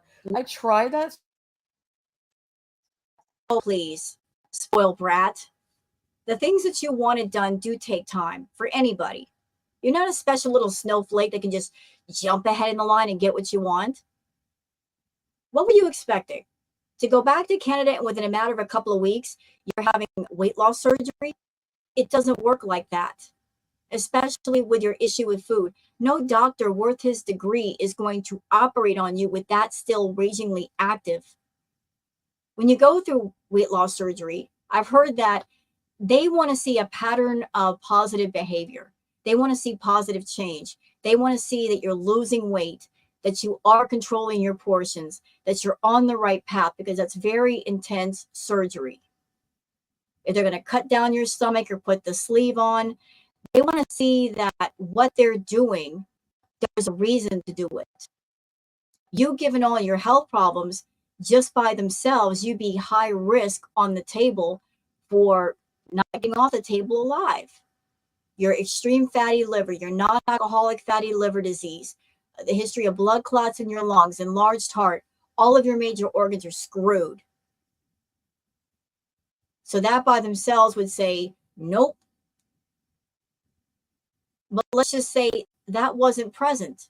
You didn't have those issues, but you do. What is the sense in operating on a patient that you're going to cut down their stomach or reduce their stomach size to the size of a teacup and they have BED? Because that issue's up here, not down here. Stomach's not the problem. It's what's controlling the stomach, the mind, the thoughts. If Shantal did have her stomach reduced, those thoughts are still going to happen. And she's still going to want to have those B moments. And all it's going to lead to is her getting physically ill and vomiting or rupturing her stomach. So it would be dangerous for her to have that surgery. Absolutely dangerous. And by the way, Shantal, if you did have WLS, one of the things you cannot consume afterwards is carbonated drinks. So say bye-bye to the soda. Can't do that no more. That's an out. But WLS is a process. It's a huge process. You would not be able to jump even a few of those hurdles. It's not a quick fix. It won't fix your issue with food. Surgeons can only do so much. They can't reach inside your head and fix you that way. You got to put the work in. I know you're trying to avoid the work, but work is required. But going back to Canada thinking, I'm going to fix myself through surgery, I'm going to get it real quick. No, ma'am. No. You were there to allegedly fix some of your issues at least. And then you ran back to Kuwait because you heard about Bella and Salah. You made him a priority when you shouldn't. You want to prove to everybody that you've changed, that your way of thinking is different. Make yourself a priority. It's time. It's overdue. You could have showed everybody that you changed by saying, you know what? This whole thing with Salah over in Kuwait, I'm done with it. It's stupid. I'm staying here. I'm going to make a life. Screw him. That's over. That would have shown a bit of a change. But no, you showed us you're the same person by going back. You know, Rachel Lee, hopefully you do. I don't remember why I came off of Ozempic. I remember exactly why you came off the Ozempic, because the Ozempic stopped you from eating, and you didn't like that. You got interested in the Ozempic because your mom was taking it and she had a bit of weight loss. So you thought maybe it'll work for me too. Although Ozempic cannot give a tremendous amount of weight loss, which is what you need. It can accomplish the weight loss through prior diet and exercise, and diet and exercise are things you just don't do. So you tried the Ozempic, you didn't like the way it made you feel, and then you went straight for the Coca-Cola, and that is a dangerous, stupid way to lose weight, but you did lose weight because it gave you energy and it short-circuited your thoughts of food. You lost about 50 to 70 pounds on it. I saw the difference in your face. The Coca-Cola was the only thing that worked. The Ozempic didn't. But that's why you quit, because you couldn't go to town on the food. Blue Pot says you need female friends and things to do without your husband. You need your own life. Agreed. She does. She needs things to occupy her time and herself. She can't possibly expect one person to compensate for her lack of activities. Focusing on somebody entirely, it's suffocating. Nobody can live like that. You go mad. She doesn't get that, though. She doesn't care about how another person feels, just how she feels. Bonjour? Ah, okay. Or you mean Manjaro? I'm not getting any younger. I know. I have to make decisions exactly. Yeah, exactly, Blue Pot. I have to build a life here, you know? But I feel like Salah is my friend too. Like we do everything together, you know. He's your friend, huh? He's your friend? Last time I checked, friends don't pay friends for friendship or companionship. They give it for free. That's the first thing. Second thing, if you love your friends and you value your friends, you don't make their lives stressful. You don't become a burden to your friends, and you're not clingy and needy and make it to where they can't even go live. I don't think you're a friend to Salah, because if you were a true friend, you would take a step back and say, whoa, I'm a bit much. I got issues. I got baggage. I'm stressing this person out. I'm negative. I need to do some self-reflection and some self-work and make it to where I am pleasant company to be around, because right now I'm not. That's what a friend would do. He's not your friend. He's just your paid for employee. But yeah, it would be nice. You know, he does have his own friends, and I have my own. I should have my own, but I'm not, because of my like depression. I go through states where I don't want to be social at all. Yeah, Cicely. Did it ever occur to you that your feelings of upset and depression might be related to the fact that you isolate so much and you have no one to talk to and nothing to do? You think maybe that's part of it? The fact that you're so in your own head you can't get out? It's healthy to have friends, Chantal. It's healthy to have people to talk to and go places and do things. And I'm going to say something. Before I moved here where I am, I went through a hard time. Anxiety and depression. I went through it. But I learned something from it. That if something happens, you're having a hard time, or maybe there's just things that are happening around you, you just get to a place where you got to shut down, because if you don't, you're going to lose it. Sometimes if you're going through depression or a loss, like mourning the death of somebody, what happens is sometimes in your own mind, you go into that little room in your head, that little quiet room. You go in there to be left alone, and but when you shut the door behind you, it blocks everything else out. It's like your own little personal motel room. You just check in. You can check in whenever you want, and you can stay there as long as you want. But there's a catch to it. It's healthy to go into that room for short periods of time to rest, relax, reflect, and just get yourself together. Where it becomes a trap is when you stay there too long and you self-isolate too long. You just get too comfortable in that room, and then you don't want to come out. You trap yourself in there. Shantal, I feel, she just secluded herself away in that little bubble. She's so comfortable with that space. She doesn't want to come out, because the longer you stay in that space, the more stressful it is to come out and be part of the world again, because that's not your normal. The isolation becomes your normal. So all that self-isolation, it may feel peaceful, but what it's doing is that it's harming you and making it more uncomfortable to come out. So go into that little room in your head if you need to rest, relax, get yourself together, but don't stay there too long.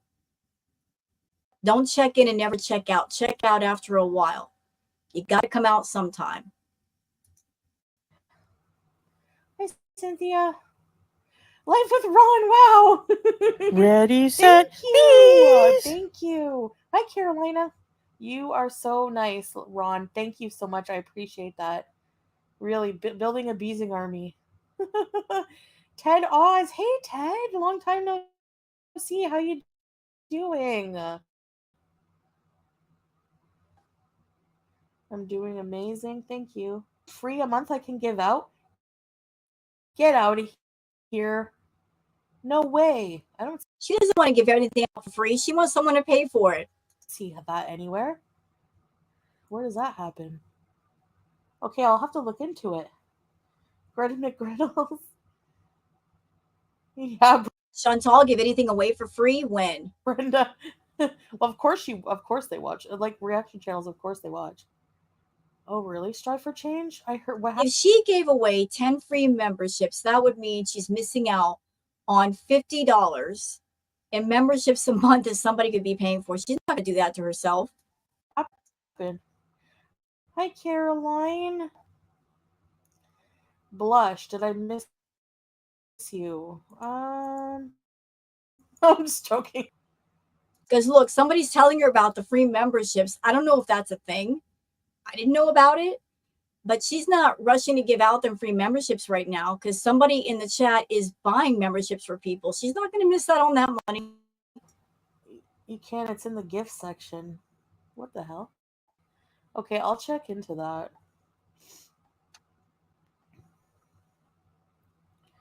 Do you think? See, She has a chance to give away free memberships right now to people. She ain't doing it. She ain't making a move. I'll look into it later. Sure you will. Salah is actually happy. No, yeah, I think so, because, you know, he really didn't want me to leave. Yes, he did. He said some really sweet things about me staying, and it's true. I can't picture, you know, he's like, we can't picture our lives without each other. We like. No. He can picture his life without you. You just can't picture your life without Salah because he's part of your ego, and you don't want to find out. You know, we're building something here together. Like what? What are you building, ma'am? Couples channel essentially dead. No more couples content. His gaming channel that he had before you came along, that's dead too. He doesn't dare go on there and show his face. He didn't want to deal with Girl World going in there and giving him crap. So his channel is done. The couple's channel is done. He's not showing up on your main channel. He stays off camera. What part does he have to play? Dropping off your food, modding in your chat, that's pretty much it. The feeling is he's pretty much done. He's out. After the Kai Bella thing, he did not want to show his face. His social media presence is forever ruined on YouTube. The only way he'd be able to get away with being on YouTube is to make a whole new channel with a whole new name, not reveal his face, not have his actual voice.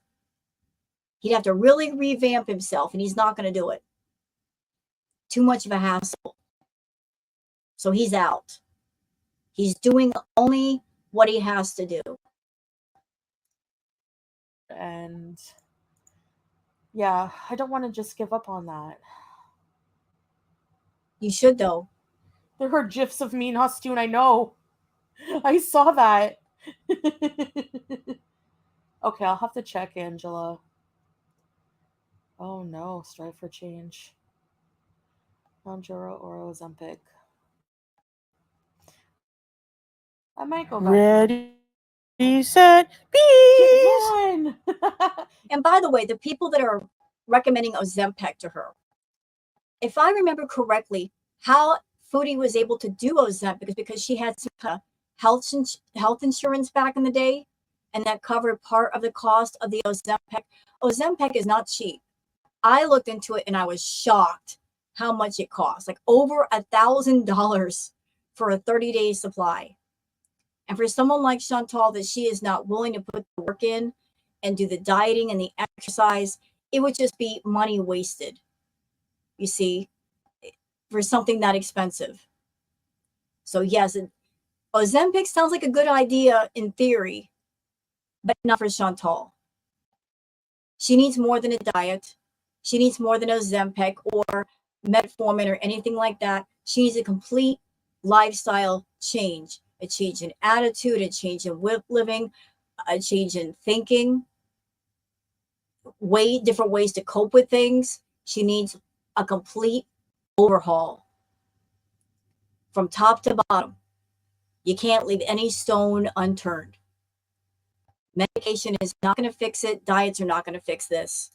Get out of here. You're spoiling me. Thank you, Ron. Thank you for your kindness and generosity. I really appreciate it.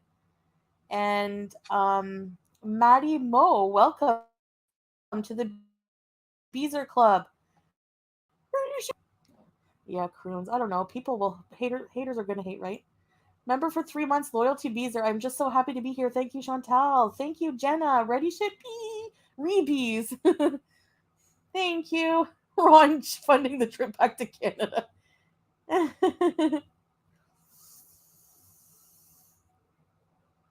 He will visit with me someday, Wanderer. It's been a year. It's been a year plus, Shantal.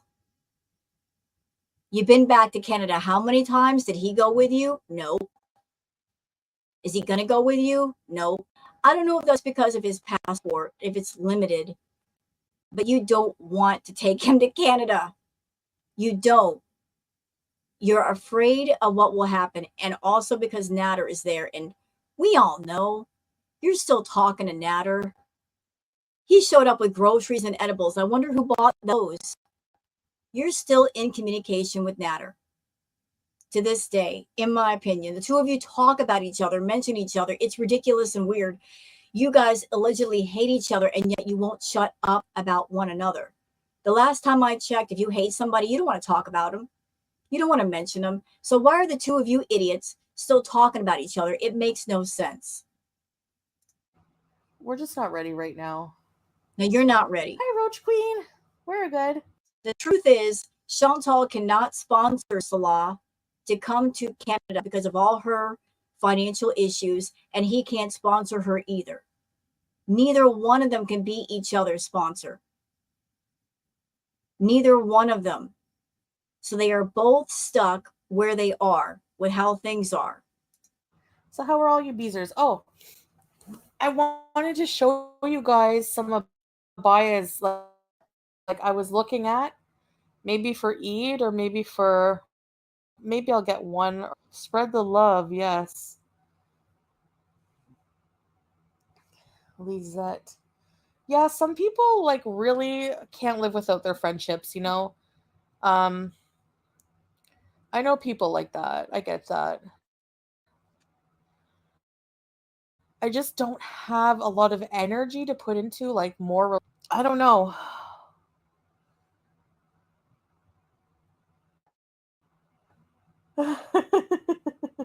Nosferatu. Hi, Nuto. Kiki. I know, it does, Kiki. I wish it didn't, but it does. Yeah, but Canada's not the problem. Don't blame Canada for your bad behavior. That was all you. That had nothing to do with Canada. Ron, oh my gosh. Lots of people that live there, they enjoy their freedoms to the fullest. They live their lives to the fullest with no problem. Is that Shantal decided to abuse her freedoms and her privileges and make them into a toxic thing. Ready, set, Thank you, Ron. Look it up before. Floip a little. Ron, I really appreciate that. Seriously. Members only Discord? Maybe. Maybe I can. I have more online friends. Me too. Hi, Tangerine. Happy. I'm doing a bit better today. I think talking out like my feelings in those two videos about like, you know, how I'm feeling about being in both places. It's just, I can't describe how chaotic my mind is sometimes. And that's why you need therapy. Chaotic thoughts, a chaotic mind, you need therapy, you need actual help. It's not nice to get online, Shantal, and dump everything on everybody all the time.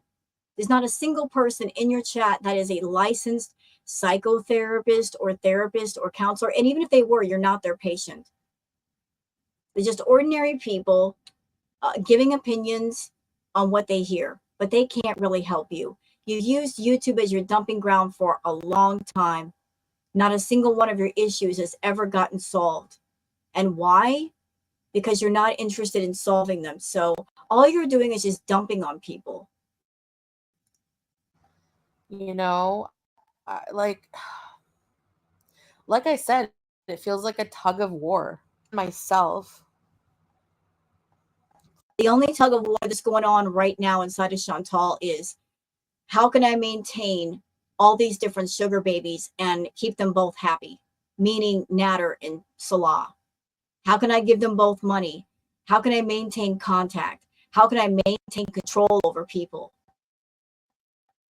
One person's in one place, the other person's in another place. How can I balance this out? How much longer can I get away with what I'm doing?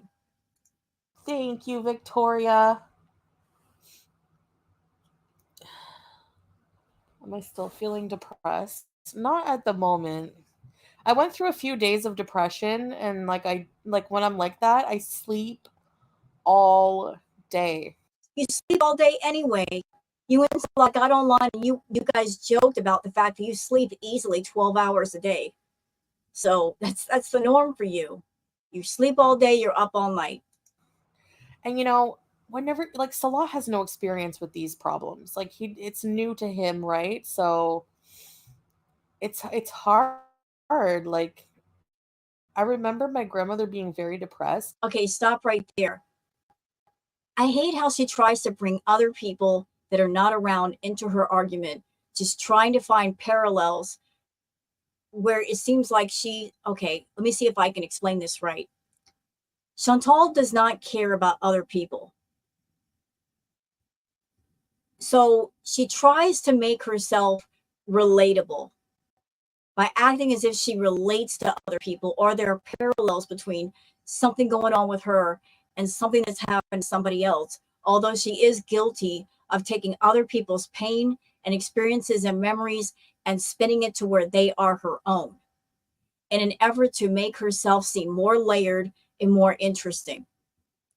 She's trying to find a way to make herself seem vulnerable and relatable when she's not. She can't relate to other people, but she wants other people in her audience to relate to her. So let's just talk about these things that happen with a grandmother, her pain. Oh, it's similar to my pain. When she lies about her pain. In my opinion, I think Chantal has led a very simple, boring life, but then she made a YouTube channel where she started doing videos and live streams, and to make herself seem more interesting in a way to be relatable to the audience, she had to add layers to herself. So she did it through shock and drama and supposed painful experiences and stuff she's been through. I don't think she's been through even a quarter of the stuff that she's talked about. I don't think she's been through serious trauma at all, but she puts it out there to the audience, hoping that people in her audience, those that have actually been through trauma, they're like, oh, I've been through that too. We have something in common. You know, trying to find little bonding moments with her audience and bind them to her and pull them in and make them feel like, oh, she's really opening up to us. She's really opening up. She really trusts us. No, it's manipulative. All of this oversharing, this talk about trauma and pain, it's manipulative, y'all. She's manipulating the audience. I'm such a vulnerable person. I've been through so many things and I'm such a victim. She's never been a victim, but she's made other people into her victims through her lying, through her manipulating, through her conniving nature. She's made other people victims, but she's going to make it seem like she's the victim in all things. Because if she's a victim, something happened and it wasn't her fault. She's never taken accountability for who she is, what she's done, or what she said. So she's free to inflict pain on others, but never deal with the consequences of that. And I think deep down she knows that one day all the chickens got to come home to roost. You can run, but you can't hide. Eventually, everything catches up to you. You have to deal with your own karma. At the end of the day, you got to pay the bill. One way or the other, that debt has to be settled. So her being a two-time cheater, she's afraid and she's paranoid of somebody doing to her what she's done to others. Her being a player, she's afraid of getting played. That leads to a lot of her being hyper vigilant about trying to control Salah or whoever she's around. She doesn't want to deal with somebody giving her a taste of her own medicine. But in the meantime, she gets online and tries to make herself relatable by adding layers to herself that do not exist, talking about experiences her that never happened, that happened to other people. The talk about her going through DV. Interestingly enough, she worked at a battered women's shelter. I'm sure she heard their stories. Problem was, because she never went through that experience, she doesn't have the true memories. So some of the puzzle pieces are missing, you know, the visceral reactions and all that while you're telling your story. The fact that you can't tell stories like that to a whole audience, you can only tell one or two people that you trust. See, things is the math ain't math in there. But her always coming online and talking about pain, pain, pain. I'm in so much pain. My back hurts. Da da da da. It's all her manipulating the audience and bonding with them through pain, negativity. And like, she basically, at one point was like, told everyone to get out of her house. Like, I don't know. It's hard to explain whenever you're really depressed like that. It's hard to be around. Because she's not had much of a life, she has to draw on other people's pain and memories and experience and add it to her supposed life experience to appear to be more of an interesting, layered person, and she's not. Anybody, because you just can't even like communicate properly, Yeah, shall I be happy? Ready, set, be. I hate that. Every time the pain comes back, I'm just like, I don't know. I'm so annoyed. Ellie, I don't know. I haven't used the system, so people think you're rude, but you just need space. Yeah. Yeah. So she's been in Kuwait for over a year and not looked into anything that would help her with her mental health.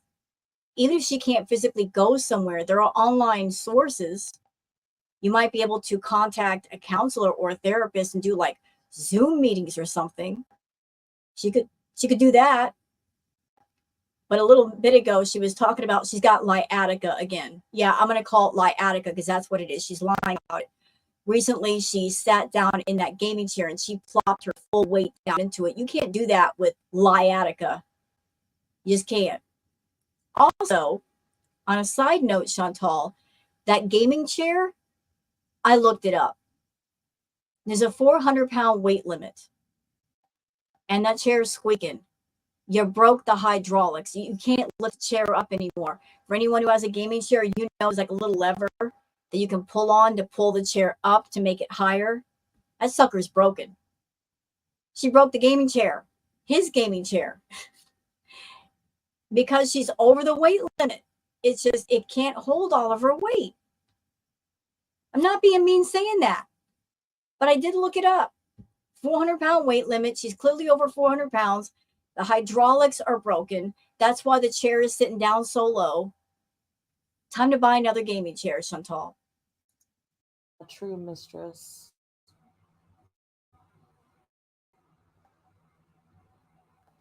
Hi, it's a crying shame. It's not that I can't drive. Like, I don't have a license here, wanderer, lost. And there's no way I want to go through another driving. I'm too scared. I flunked my first one many years ago twice. I get nervous when people are judging my driving. And parallel parking? Oh no. The camel kick. No, sciatica. Do they have gastric bypass surgery? I think they do, yeah. I would have to pay for it, I think, though. I'm staying, Tracy. Silvael, I know I changed my mind so much.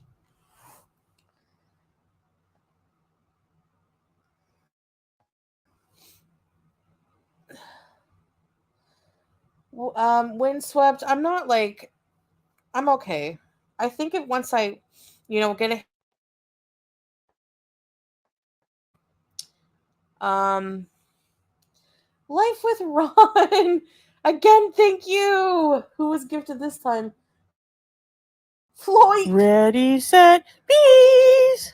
See, even one of her own mods, Tracy, says, no, you need to go back to Canada. Even one of her mods is saying, you need to go back. She don't want to hear it because she can't take Salah with her. Thank you, Ron. I really appreciate that. Aww. In Arabic, Ron, we say shukran jazilan. So shukran jazilan. Next.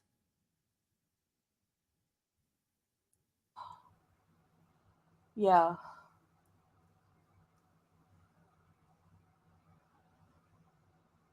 Really, Ted Oz? You bumped heads with the Holy Trinity? What? Why?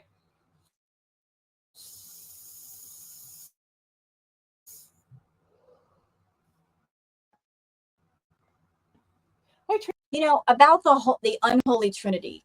For those that don't know who the unholy trinity was or is, the unholy trinity were three of our diehard mods. There was Sofa King, Plain Cheeseburger, and Ashley Lamborghini. And they were jerks. They would constantly go in other people's chats and just be jerks. They weren't pretentious to be on Shantal's channel. They just went everywhere and shot their mouths off. They're banned off my channel. But I'm actually wondering if the unholy trinity, if they're hiding in plain sight, meaning I'm actually wondering if they're in her chat just under different names because they don't want people to know they're back. Tracy Fourth, Anna G, hi. Have you been playing Phasmophobia? My family gets excited every time I say I'm going to move back. At first, they don't. Lies. They do not get excited. Shantal, I saw that picture that was taken at the Red Lobster with your family. Your sister did not look happy. She had this look on her face like she was mad. Straight up mad. She was ticked off. Something tells me that when you went back to Canada that last time, it was an unexpected visit. She was not happy. And it would make sense because you bullied your sister growing up. You bully your sibling as badly as you bullied your sister. Yeah, they're not going to like you. And every time you go back, you're a burden. You go there with all your problems, all your issues, wanting them to buy you things, take you places, give you money. Yeah, you're a burden. You're a headache. They're not excited about you coming back or wanting you to come back. They're probably much more peaceful with you staying away.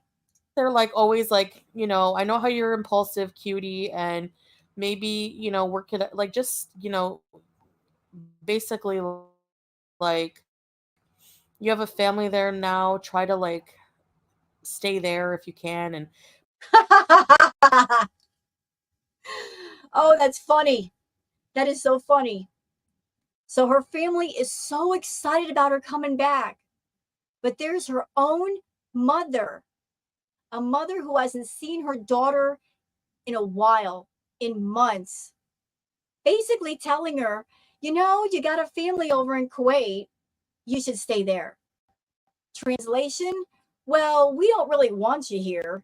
Why don't you just stay over there? That doesn't scream a mother who misses her daughter to me. Am I wrong? I mean, if the family really missed her, they'd say, yeah, come on back, we'll put you up, blah, blah, blah. But mom is even saying, well, you got a life over there, why don't you stay there? Even mom is saying, nope, no, thank you. Nope, nope, don't come back here. We don't have any space for you. We have nowhere to put you up. We don't have the money to feed you. Just stay over there. Just stay over there in the corner. That was a translation. Mom's like, no, it's okay. You just stay there. But then they get excited because they're skeptical of me like changing my mind. And they always say too, like, you know, they're happy. They miss me, obviously. No, they don't. No, they don't. You are an embarrassment to the family.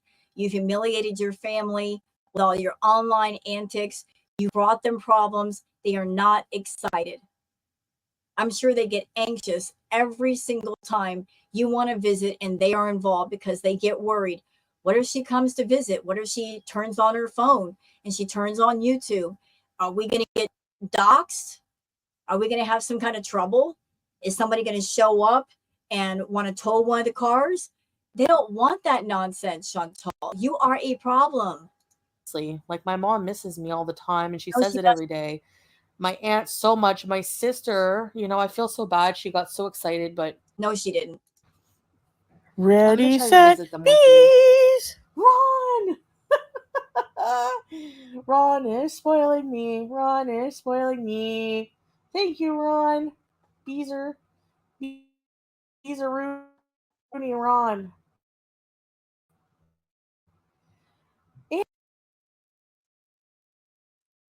Come on, sir. I have to make a change with my health. I agree with that for everything. But other things, I don't think that people understand like of change and like how I do feel more at peace in the Middle East. I really do. I know it seems more boring. Where is the peace coming from? Do you feel peaceful because as long as you're there, you think you can control Salah? Is that where the peace is coming from? Because I haven't seen it anywhere else. And even that peace is not good. You shouldn't get peace from controlling another human being, Shantal. If that is the only peace you know in Kuwait, it's not much. It really isn't much. Like people think it's boring because I can't drive. Well, I'm going to show you tomorrow. We're going to be doing a lot. I'm going to try to go out at least, if I can, at least once a day, you know, even just walking or something around the beach.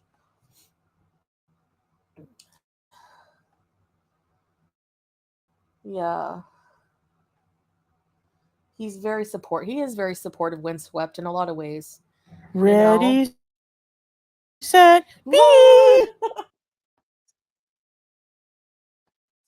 Both. I wish I could teleport once in a while, but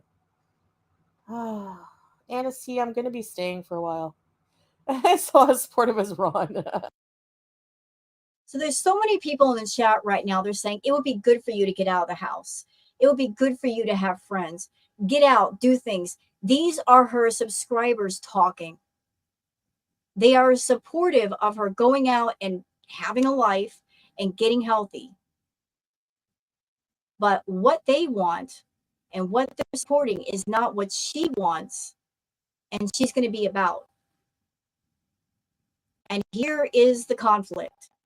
When you got people in your audience that they are saying outright, whatever you want to do to better yourself, we are here for it. We will support it. We will cheer you on.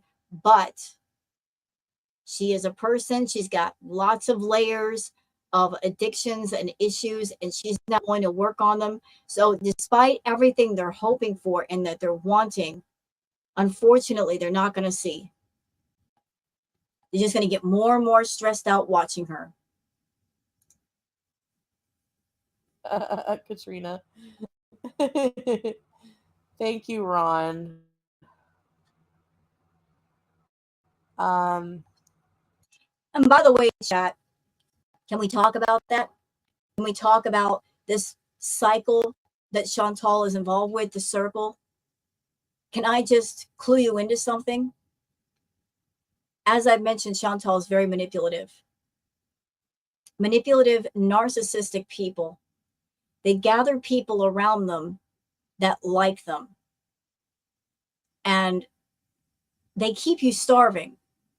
They keep you starved for affection, for attention. They keep you starved on hope. So Shantal will go through these cycles where she'll do what she wants to do and ruin her health. And those of you that are in her chat, you'll start to lose all hope. You know, you start to feel kind of down about it. And then to keep you around, she'll feed you a scrap of hope. She'll start talking about, oh, this is what I'm going to do. I'm going to get myself together. I'm going to go take walks. And then for a moment, you feel hopeful because you got a scrap of hope to feed on. So you're not completely hungry. But then later on, it gets taken away because she doesn't make any positive changes. You understand? You will never be satiated or satisfied or full on hope. She will only toss out the slivers and keep you hungry and tuning in for more. So just understand that. Like narcissists, they will keep you hungry for a reason. They'll keep you starving for a reason.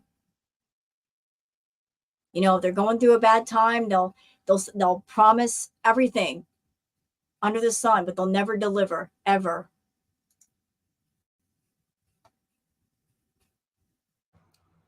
Make it a routine that every Friday night you and Salah go for a night walk and talk about your week. Yeah, for sure. We do talk about life a lot. That's mostly what we talk about. Yeah, I don't know. He said the sweetest thing to me, like about staying, and I won't say it because it's private unless you want me to, babe, but If it's private, then don't talk about it, dummy. you know, but just basically how hard it is, you know, he's so lonely when I'm not here. And No, you're talking about yourself out there. You're lonely when he's not there. It's opposite day. It's backwards day. I really would miss him too. So there's that. You know, like husband and wife should be together to work on things. And a membership, I have $2.99 tier and $4.99. I'm gonna be doing members only streams, but you get emojis you can use. Hi, Callie King. Ready? Thank you. Mistress of the Dark was gifted by Ron. Shukran. Welcome. Connie, I have to get out of the apartment. That doesn't help. Isolating yourself inside. You know what, though? Like, I don't know. I look out the window sometimes and I see everyone living a busy life, and it's sunny and I feel gross. I feel like, ugh, close the curtains. I don't know why. It makes me miserable. You know, Shantal, I know it may be a bit expensive, but it'd be worth it. Get a treadmill. There are treadmills out there that can support your weight. Maybe they might cost $1,000, maybe $2,000, depending on the model. Buy it somewhere, have it set up in your home. You can walk whenever you want in the comfort of your own home with the air conditioning, nobody watching you. You can do it in private if you like. Start building up your stamina, start getting used to walking. That would be a good thing to do. Maybe you can watch TV while you do it. Maybe you can watch YouTube to kind of pass the time. That'd be a good way to get back into the walking rhythm.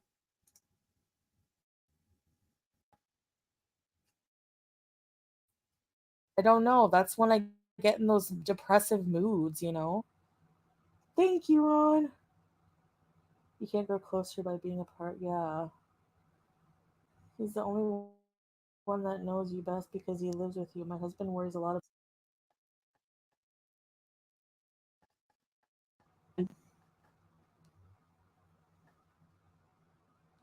Okay, guys, I want to show you some cortisone shots. Yeah.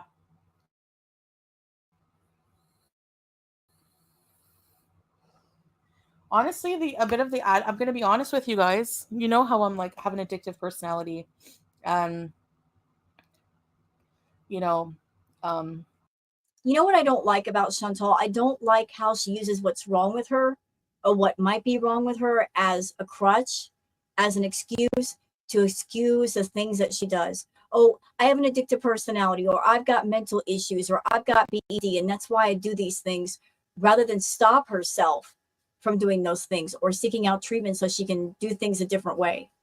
It's always about painting herself the victim. Oh, I have no control over myself. Therefore, anything I do is okay. I don't like that attitude. Canada has some really good pain meds, and when you're in pain, all I kept thinking is like, oh, I could easily go get like Lyrica. I could probably get some like really good strong pain meds if I needed to, because the pain is bad.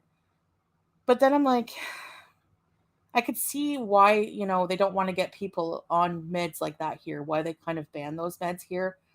And they just give you like non-narcotic kind of pain relievers.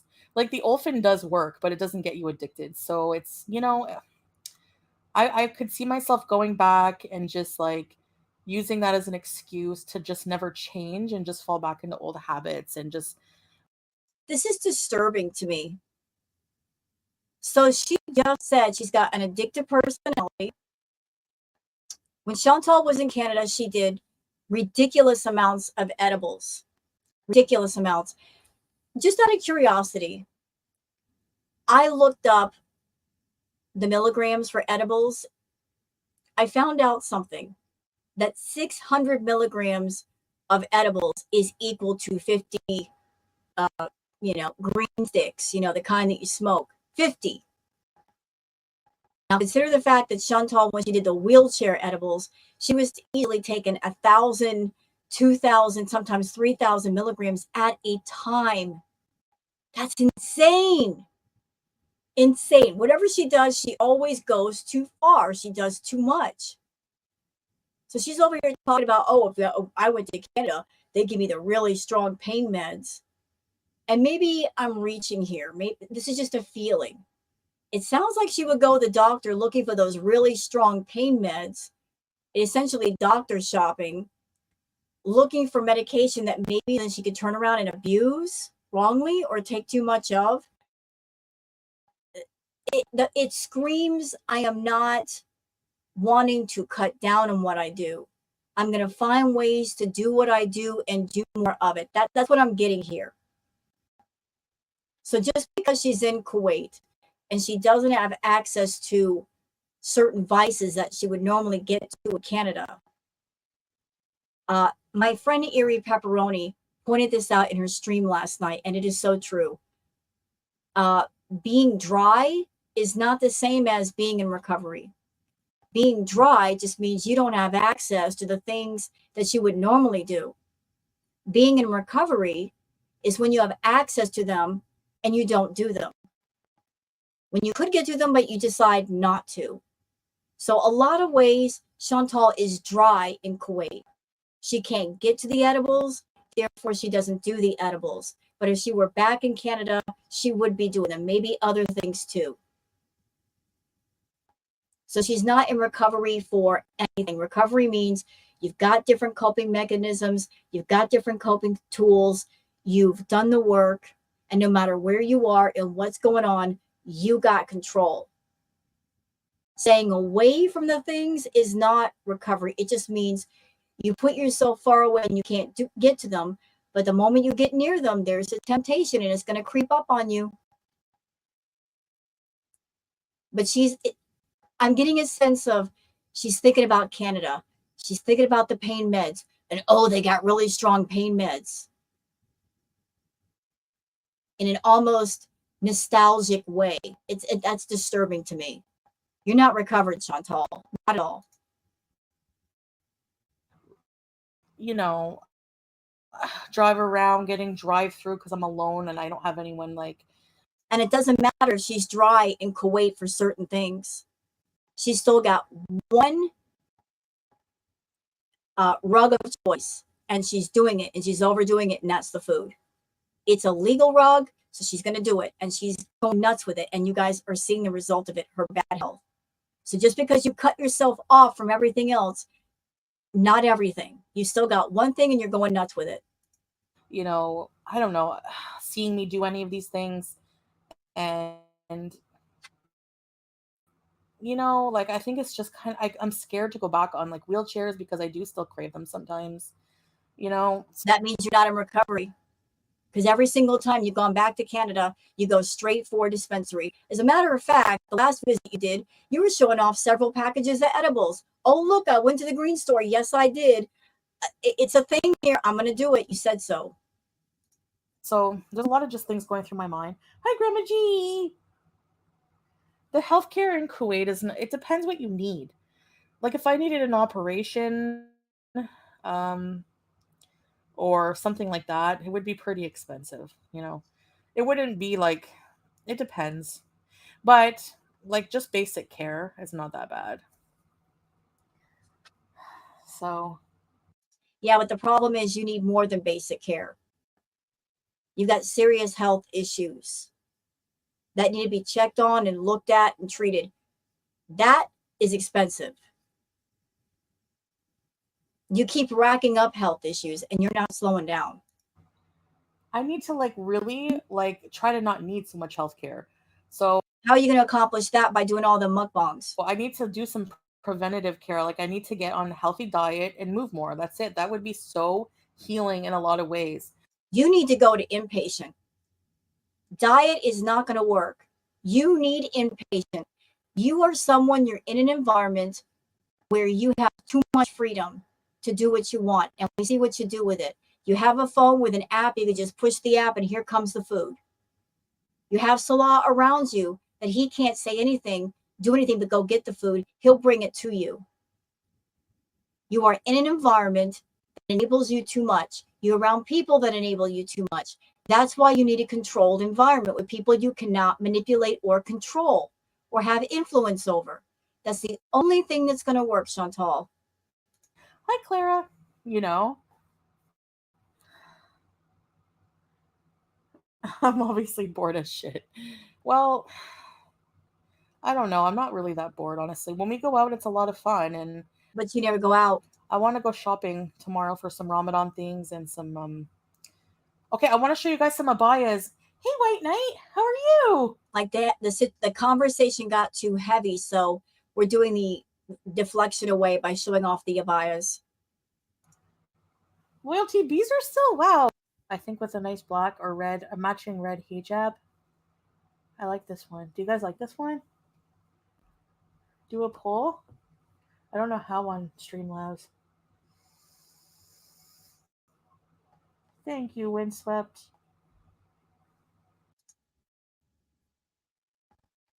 Next. I can't unsee it. Does it really? Let me look up the Handmaid's Tale outfit. I forget what they look like. Handmaid's Tale. Okay, guys. I think we'll cut it off here. Hope you guys enjoyed this react. If you have, please like and subscribe and leave a comment. And I'm getting like the little Wi-Fi signal with my StreamYard. So if it gets kind of weird, sorry.